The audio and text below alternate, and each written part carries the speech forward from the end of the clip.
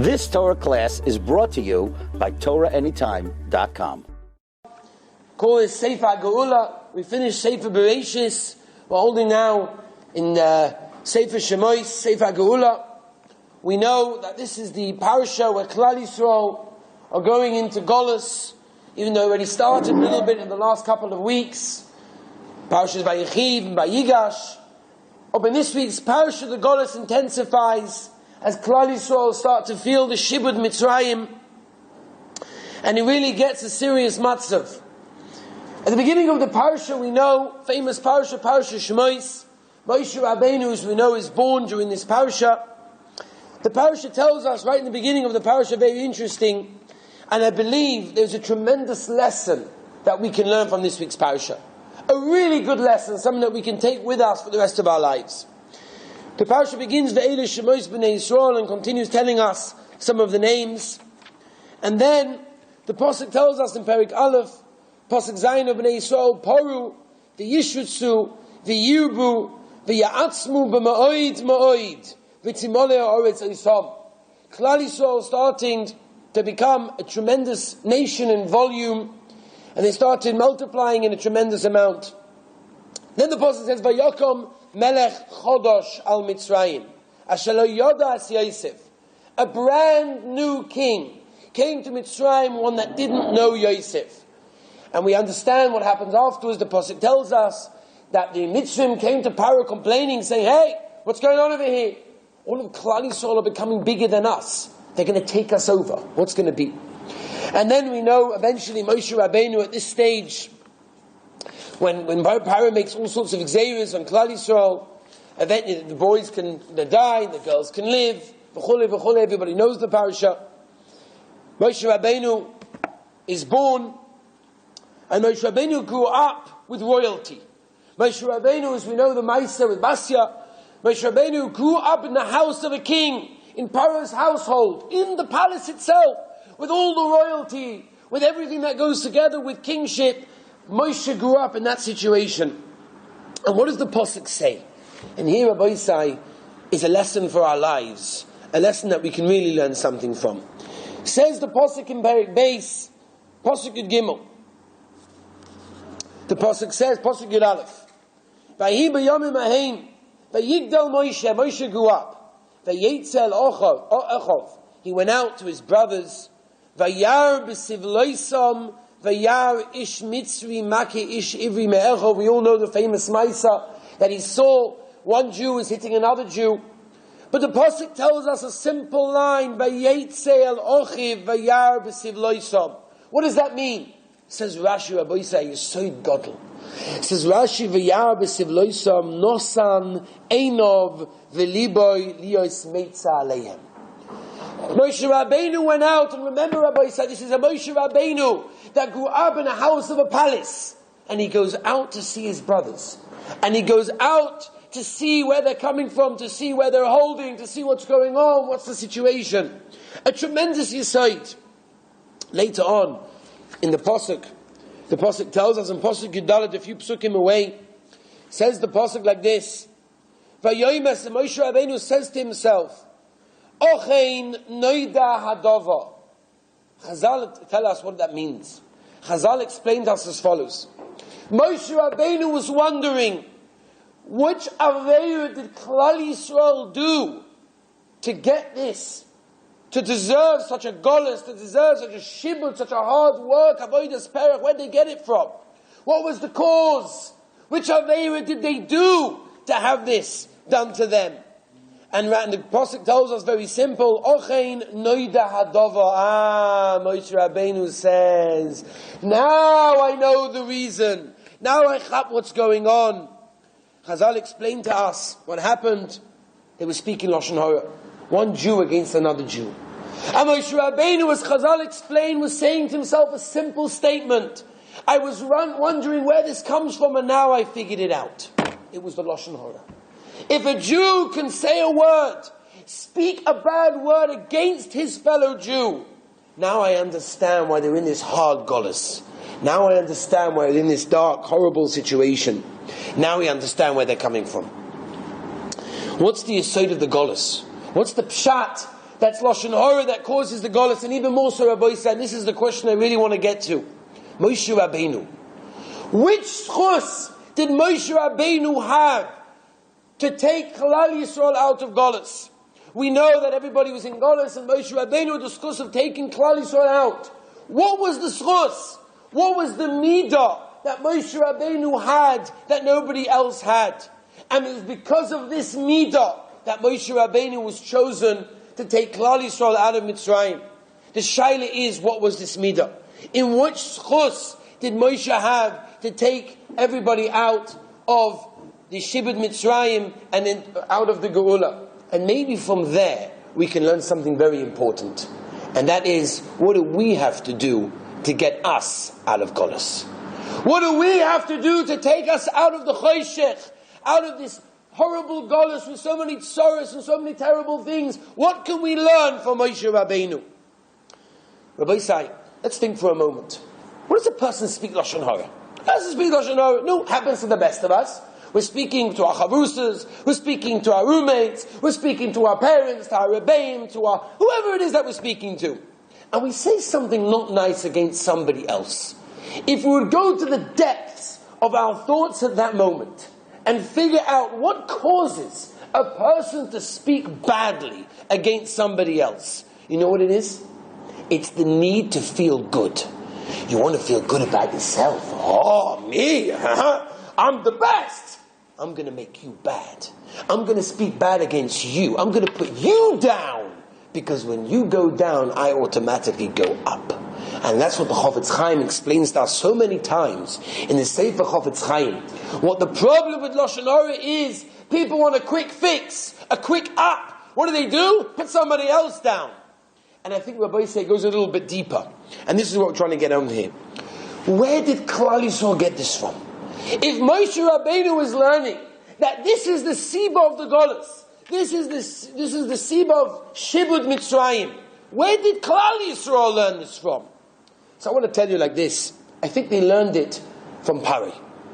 The Posek in the beginning of the parashas we mentioned a moment ago told us that Klal Yisrael were really multiplying in a tremendous way. The volume, the numbers of Klal Yisrael were going up and up and up. Ad Kedei Kach. And the Mitzvah was saying, what's going on over here? We can't cope. These Jews are taking over the world. So what happened? So comes along the Sforno. The Sforno wants to tie down Moedik Pshat. And he wants to tie down as follows. You say that we're not going into now, but maybe it needs a shmuz on its own. The Sforno learns that when Klal Yisrael were becoming bigger and bigger, they were learning from the Goyim. They were acting like the Goyim. They were learning from the Goyim. Where did they learn it from?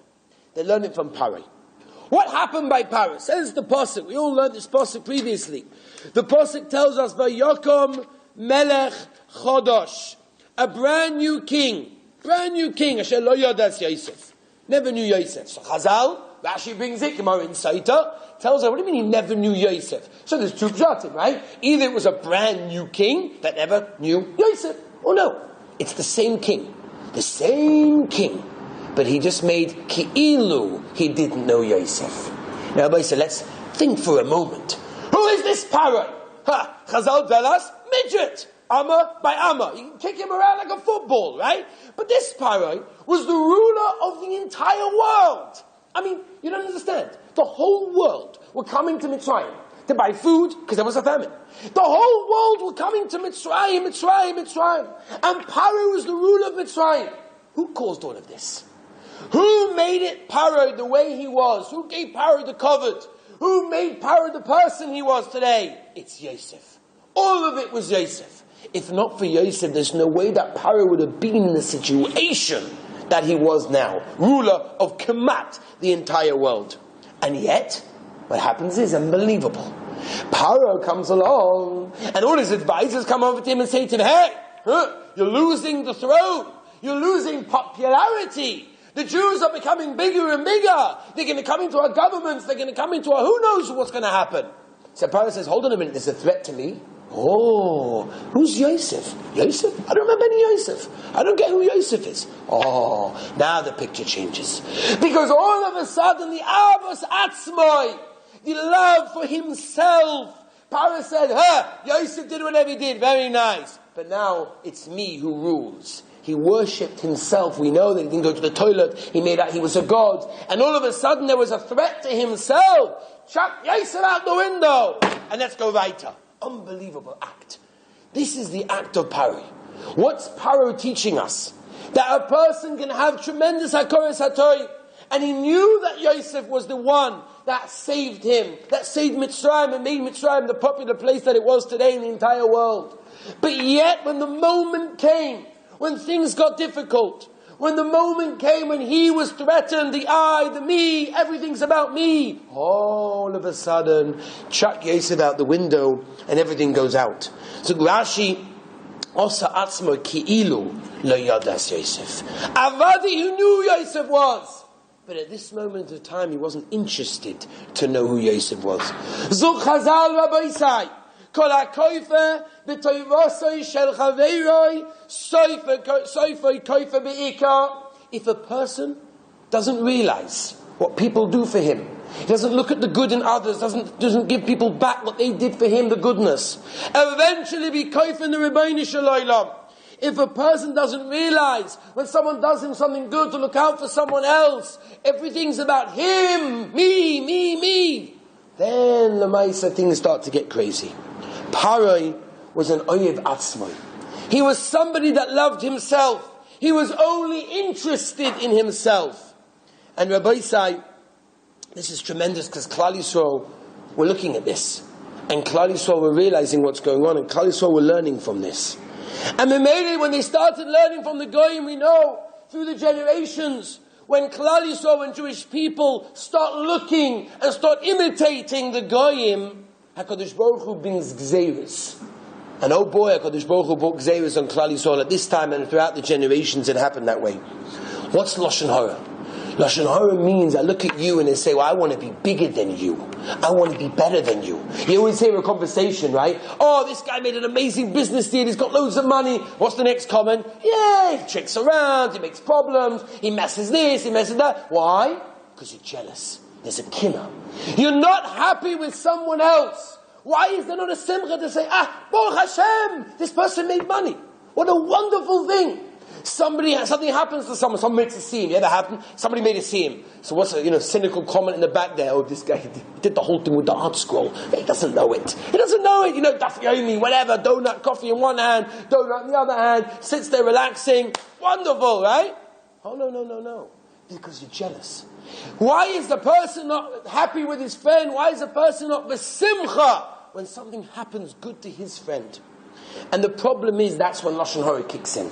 The Chofetz Chaim explains, you want to build yourself up? There's a quick way to do it. How do you do it? Knock somebody else. And if that's what you're doing, they learned it from Paro. They saw by Paro that Paro wasn't interested. All of a sudden, when it came to him, everyone that did good for you gets out the window. Mimele Klal Yisrael started speaking Lashon Hara. And if Klal Yisrael started speaking Lashon Hara, Moshe Rabbeinu knew and understood clearly that this was the Siba, this was the reason for the Shibud, for the goddess that they're in. And this is the problem of Lashon Hara. From Avos Atzma Rabbi Isai, you cannot be an Eved Hashem. A person can't be a true believer, follower, a servant of the Rebbeinu Shalom if you're only interested in yourself. And you're looking out for your own good. And you're looking, what can you gain? That's when things get difficult. When you're looking, how can I succeed? How can I be the best? When you're doing that, you can't be an Eved Hashem. And Rabbi Yisrael, I heard from one of my Rebbeim in Yeshiva, Al Pizeh, maybe we have a pshat to explain why Moshe Rabbeinu was the Goyal. When he asked in the beginning, Moshe Rabbeinu took Klal Yisrael out of the Golas. What was the schus? What did Moshe Rabbeinu do? What was the midah of Moshe Rabbeinu that allowed him to do this? The answer is, up here Medrash. There's a Mordecai Medrash in Shmos Rabbah. The Medrash explains, everybody knows this Medrash, we all grew up as little kids with little colouring books, we all know this Medrash. The Medrash goes as follows. The Medrash says that Moshe Rabbeinu, we know, grew up in the palace of the king, palace of Paro. He was a little kid. Medrash says, when he was a little boy, he was actually sitting on Paro's lap. And Paro was kissing him and hugging him. Little did he know, there's got a little Jew boy over there, right? This little Paro, big, no, small Paro, should we say, got his big Moshe, right, on his lap over there, kissing and hugging him, thinking, oh, what a cutie, right? Little did he know he's got over there. What does the Medrash say next? The Medrash says that at one point Moshe Rabbeinu took Paro's crown and he puts it on his own head. And everybody's laughing, oh, what a cute kid, wow, cutie guy. And all the administrators and all the professional people over there standing around the king are saying, Paro, what's going on over here? You can't let somebody take your crown and put it on you. And Paro's like, what do you mean? That's it, no, you can't have this, it can't be. All of a sudden they started saying, we got to kill him. If this is what you're doing to the king, this is what you do to the Melech, kill him. And they wanted to say he should be burned. Said the Medrash. Yisroi stood up and he said, no. He's a kid. What does a kid know? He knows the difference in a crown and a king and him and you and this and that. So they all looked at him and he said, you know what? Let's do a test. Simple test. Take a tray, take a plate. Put on this tray 2 items. Item number 1, a big fat piece of gold. Solid gold. Beautiful, shiny gold. On the other side, put a burning hot coal. Red hot coal. And let's have a look. Let's see which one he picks. We'll see that he's a kid. He's a couple of years old. Come on. What do you expect from him? So they said, all right, that's what we're going to do. They bring him beautiful tray with a big piece of gold, shining, sparkling away, and this black, ashen little coal with red poking from all sides over there. It looks dangerous as can be. Moshe Rabbeinu is given the choice. What are you going to pick? So Moshe Rabbeinu takes his hand and goes straight for the gold. The Malach Gabriel tells us the Medrash. Takes his hand and says, oh, no, go for the coal. And he took the coal and he put it to his lips and he burnt his lip, which caused him to have a lisp for all the years in the Sedras that will speak out Be'ez Hashem next time. That's the Medrash. And that saved his life. So the Mefoshim ask a kash on the Medrash. No. So you understand, Gabriel took his hand, shifted it over, he took the coal, good, showed that he's only a kid, wonderful. But why do you have to burn his mouth? Right? He's obviously clever enough to realize he wanted the gold, not the coal. So why did he burn his mouth? So I saw a beautiful pshat from Rav Elyashiv Zatzal. He wanted a tiny pshat like this. He said Moshe Rabbeinu took this as a sign for his life. Moshe Rabbeinu took this as this was a signal from Shamayim that your life is not meant to be nice gold, pampered, beautiful, easy life. It's going to be black. It's going to be hard. It's going to be difficult. It's going to be choshech. But you can do it. And Moshe Rabbeinu wanted to give himself that sign for the rest of his life. And because of that, he put it to his lip and made sure that he kept that signal for the rest of his life. And Rabbi Sai, what does this mean to us? The Torah tells us a gewaltige Zach. Says the Torah, Posek Yud Aleph again, Vayeitzei el Ochiv, Vayar b'siv loisav. This was the Moshe Rabbeinu that grew up in the palace of the king. What does he do? Doesn't stay in the palace. He goes out and he looks at his brothers. He goes out to see where they're holding. Let's see what my brothers, the Jews, are up to. Let's see what's going on, how they're being treated, what's doing. And he wanted to take the oil. Zugrashi nosan eino v'libo yasmeitza aleim. He didn't just go there just to see where they're holding. He felt them. He felt that sorrow. He felt that anguish. He really felt it inside him. This was the Moshe Rabbeinu, Rabbi Yisai. And this was the reason why Moshe Rabbeinu was taken as the Goyel of Klal Yisrael. Moshe Rabbeinu was chosen to take Klal Yisrael out of Geula. Why? Because he wasn't looking at himself. Moshe Rabbeinu had an opportunity to just sit in luxury. Mamish, you can imagine the palace over there, right? It was the most luxurious place. There was a golf course, probably 14 swimming pools. Every room had probably like a huge iPad or ice screen or whatever it is on the wall. Every single toilet had this beautiful gold painted toilet paper with the roll over there. Everything with a plasma screen in every bathroom. It was Mamish Moirid. To live in this palace was like Mamish Olam Haba. Moshe could have just stayed there. Everything would have been good. But Moshe says, no. I'm going out to care for Klal Yisrael.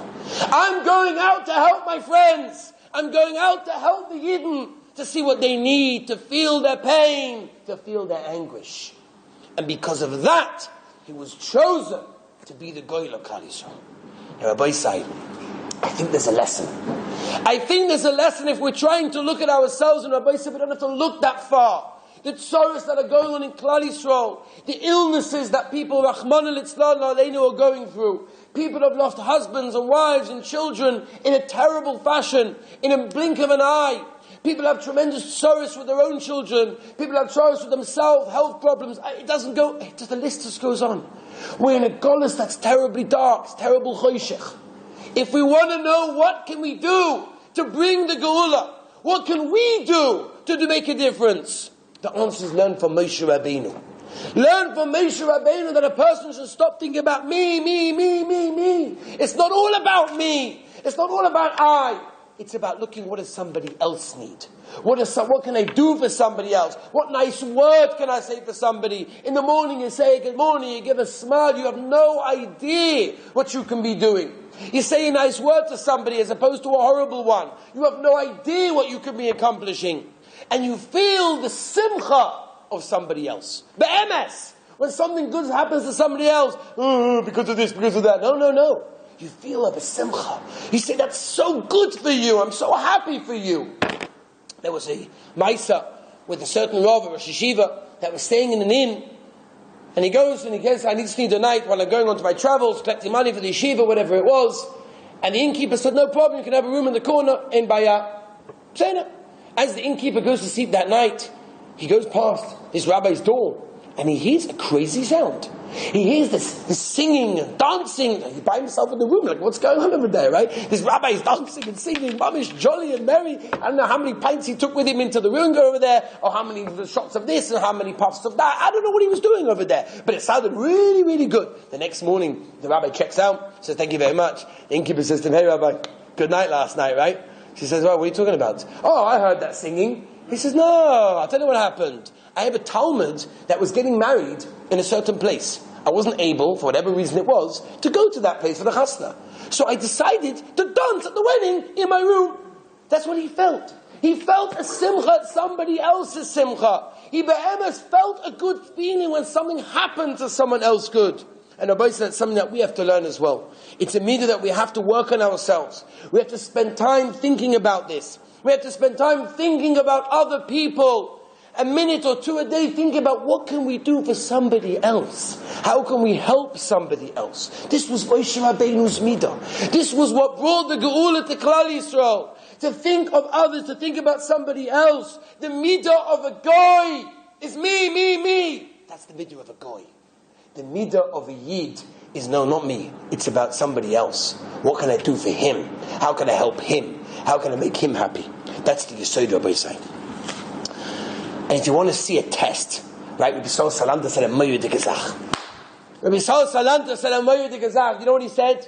He said, imagine a person as a shaila with a cow, right? In the olden days, that was your parnasa. This cow was your parnasa. You shechted the cow, and you sold it for a lot of money, and that money bought another cow, which made milk, which eventually, and you make profit. This is how you lived. So a cow was a tremendous hefsed. Now, if you have a shaila with a cow, you go to the local rabbi, and you say to the rabbi, kosher or not? Is it kosher or treif? The rabbi looks at it, backwards and forwards. He says, I'm sorry to tell you, but it's treif.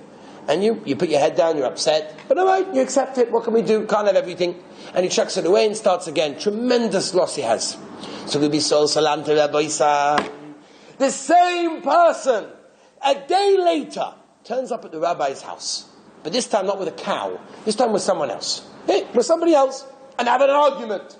And they walk into the Rav's house and they argue this way and that way. And the Rav says, hold on a minute, tell me the story. What's going on? He lent me money. He did pay me back. He didn't pay me back. He promised, he didn't promise. Like a whole story, a whole fight. The Rav looks into the Shaila. He asked all the information. And he says to that guy who came yesterday with the cow, I'm sorry to tell you, but your friend is right. He doesn't owe you the money. Oh, this guy goes out of the house from the Rav. He says, oh, that Rav over there, he doesn't know what he's talking about. He's crazy. He's biased. They say to him, I don't understand. Yesterday, you went to that rabbi with a cow. Huge episode, a cow. I don't know how much it cost in those days, but a cow didn't bother you one bit when you walked out of the house and he told you it's treif. And now you're going crazy. What's the answer? Says you saw Salant, you know why? Because the cow was a loss to me. No, a loss is a loss, we'll accept it. Oh, but here we're dealing with something else. Today, and not only did I lose money, but he got the money. And it's one thing for me to lose the money, but for him to have it? Oh, no way. And this is why the Ravi didn't like. Because you can't cope when it happens to you and somebody else gains it. As we all know, right? We always want to be better than everybody else. We want to be richer, we want to be smarter, we want to be everything, more successful. Because it puts us on the top. And that's where Lashon Hara kicks in. And this, Rabbi say, is the key to the Geula as well. Rav Belsky from America, tremendous Talmud Chacham, one of the biggest poskim in America, many years ago, had some emergency surgery. He was in the hospital for a small reason, and they found something terrible, Rahman al-Islam, and they told him, you need emergency surgery. Now, we've got to get in there. So the family started had a discussion. They said, listen, you're not in the best hospital in the whole America, in the whole New York. Let's transfer you to the best hospital in New York. Let's get you the top service with the best surgeons and everything. And Rebelsky at the time, who was very weak at the time, it was difficult for him to speak. He opened his eyes and says, no, you can't do that. Because if you do that, the hospital that I am now are going to be upset. They're going to think, oh, we're not good enough to treat this big rabbi. You've got to go somewhere else, to the bigger hospital. And he closed his eyes and they wheeled him into the operating theater. At the moment, it's the true Maisa, at the moment they wheeled him into the operating theater, his heart stopped beating. But, Siyata Dishmaya, he was in the hospital at that moment because he wasn't being transferred. And he was on the surgery, he was right there with all the biggest surgeons and doctors. And they saved his life. Had he been transferred, I don't know if he would have made it. And his daughter commented afterwards, and she said, that was my father. At a situation where he was weak and it was difficult, and medically you can come along and say, come on, it's better this way, that way. But to hurt somebody else, to do something that someone else will feel bad, will feel hurt because of you, that's the worst thing that a person can do. There was a Yid, I want to tell you a couple of mice over here, mama's tremendous mices. There was a gewaltige Meisa with Reb Chaim Ozer Guzhinsky. Reb Chaim Ozer Guzhinsky was one of the big Gedolim. And he was walking home from the Beis Medrash back to his home. A whole crowd of all his Talmidim were walking around him. They all, as they always do, they walked him back to his home. And people asked Shilas, freezing cold, real winter, not like today, but real winter. Everybody was wrapped up and it was starting to get cold on the fingers and the toes. And at one point, a new boy showed up and he said to the Rebbe, like emotion, no one asked a Shaila. So they ask a Shaila, we're almost at the home, but ask the Shaila. So he comes over to Reb Chaim Ozer and he says to him the following. He says, could the Rosh Yeshiva tell me how to get to a certain street? And the Rosh Yeshiva said, sure, no problem, come with me. And he took his hand and off he went in a totally opposite direction. Talmidim couldn't believe it. The Rebbe was an old man. To walk home from the yeshiva was very difficult. To go all the way now to the street that they never even heard of. How can you do it? But they didn't question the Rebbe's the Rebbe. And off they went half an hour until they got to the street. All during the time he was holding the hand of this Talmud and he was speaking to him and learning in a geschmacka way. He showed him, look, here's the street, that's where you are. Turned around back home. And the Talmidim said to him, Rebbe, come on, you're the God Lador. The whole world is coming to you with their shilas. This just wasted an hour of your precious time. In the freezing cold, you're an old man. What's pshat? Why'd you do it? Listen to his answer. And the answer is the yesod of what we're mentioning today. His answer was, you're right. But if I would have just told him simply, just go down there, make a right, make a left, and figure it out, then he would have had to ask somebody else. Do you know how difficult it was for him to ask in the first place? He stutters. It's difficult, it's embarrassing. If I wouldn't have taken him there, he would have had to ask again, and that would have embarrassed him. I didn't want to have that embarrassment on my shoulders, and I'm going to take him all the way there. You know what that means? You know, that's called Avas Yisrael. That's called a person not thinking about me. Life isn't about thinking about you. Life is about thinking about somebody else. What can you do to make somebody else's life even better? The Rabbi said, this is a moed kamaisa, the Chavetz Chaim, the Heilige Chavetz Chaim. The Chavetz Chaim, as we know, towards the end of the years, was very, very old, didn't travel too much. In the winters of Radin, it was freezing.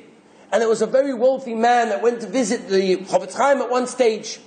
So now he comes to Chavetz Chaim's house, he talks to the Rebbe, discusses things with him, and eventually he says, I'd like to give the Rebbe a present. So he gives him 2 beautiful fur leather gloves. And the Chavetz Chaim, I don't need it, I don't want it, no, please, I want the Rebbe to have it, So eventually he says, okay, if it'll make you happy, I'll take the gloves. Takes the gloves. A couple of days later, couple of days later, he has to go traveling. So they go to the train station, a whole crowd, a whole entourage together with him. They buy their tickets, and he goes onto the train. He doesn't take off his coat, but he puts the 2 gloves in his pocket. And things are a little bit tight over there. They have to keep moving up and down, passengers coming in, passengers coming out. And at one stage, the Chofetz Chaim's pocket sort of caught onto the window, and his glove, by mistake, flew out of the window.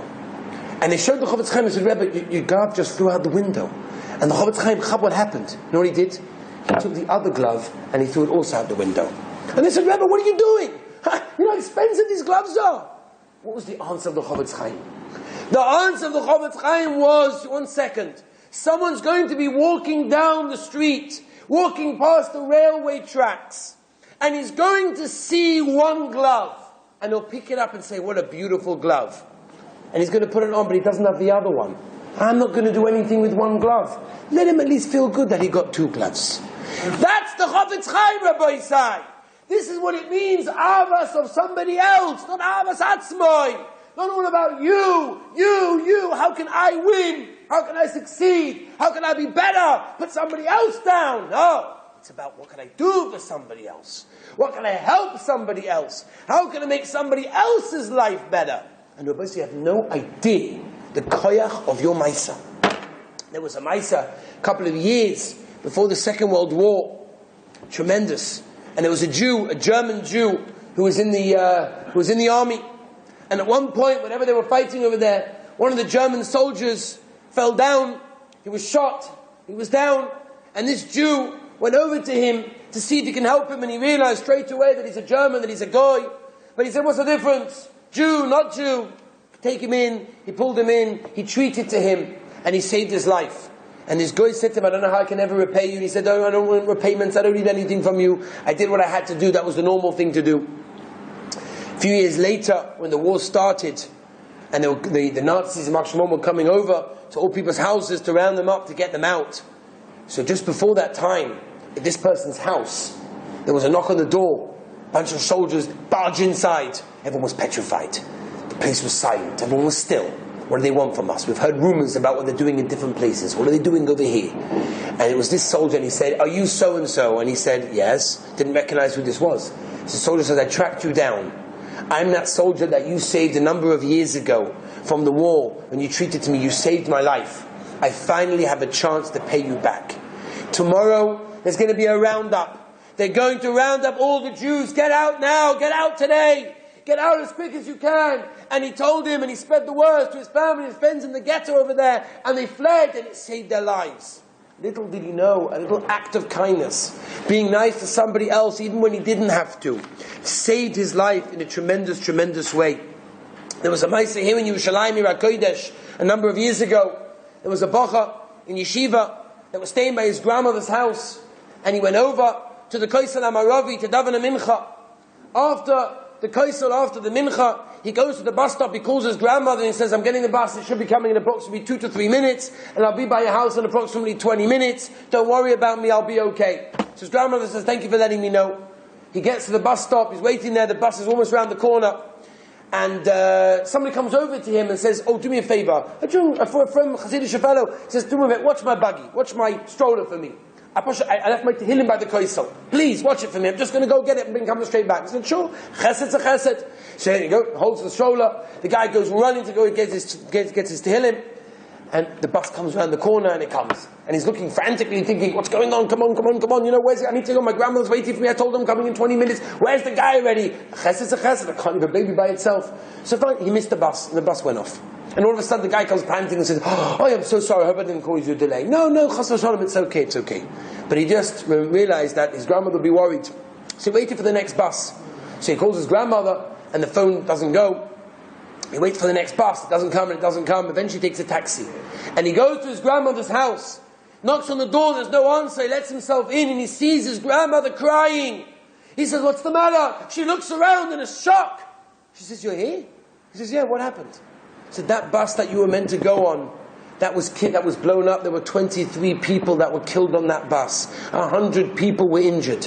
I knew that you were on that bus because you had told me 2 minutes before you were leaving the Kaisel. And on that bus, on that route, I was petrified. And he said to her, because I did a chesed, I helped somebody else out. When you help somebody else out, the schus. Rabbi says, a moedik, a meiser, Rabbi Zalman Meltzer. A moedik azach. Rabbi Zalman Meltzer was one of the Gedolei Olam. And he was sitting learning with his chavrusa, 12 o'clock at night. They were sitting learning the sugya with the Gemara, with the Rashi, with the Tosfos. They're going to knock at the door, 12 o'clock at night. Who's knocking Rabbi Zalman's door? God lador. And it's a young bacha. A young bacha. So he says, Rebbe, I need to speak to the Rebbe, emergency. Kuach nefesh. So the Rebbe says, come to my private room. He goes into the private room over there.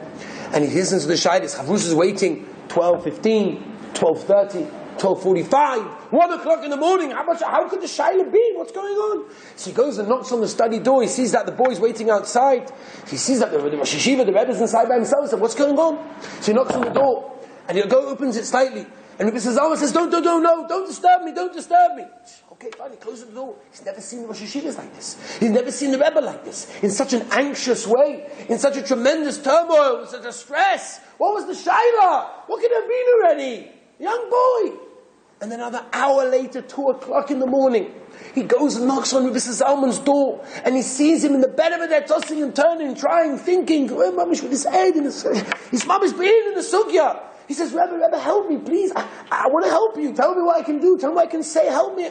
No, I can't speak a little bit longer. Another half an hour, Rabbi Zalman comes out, feels relieved. And he calls back in the bacha. Eventually the bacha goes out. 2:45 in the morning, Rabbi Zalman comes back to his chavrusa. His chavrusa says to him, what was this shayla? This shayla seemed to have taken 2 hours and whatever. What was it? Because I'll tell you. This boy was a chassan. He was a chassan. He was just engaged. And he was told that his color has a terrible illness. And the shayla that he came to me was, should I break the shidduch or not? And I said to myself, the shame, the embarrassment that this woman will get when you break off the shidduch, everyone will know, it will be terrible, she won't get engaged again, married again. The shame, the embarrassment of one yid. How can it be? How can we do it? And I had to go through this sugya backwards and forwards, and it caused such a tsar, such a tremendous stress. The tsar of one yid. And what do? We're so easy.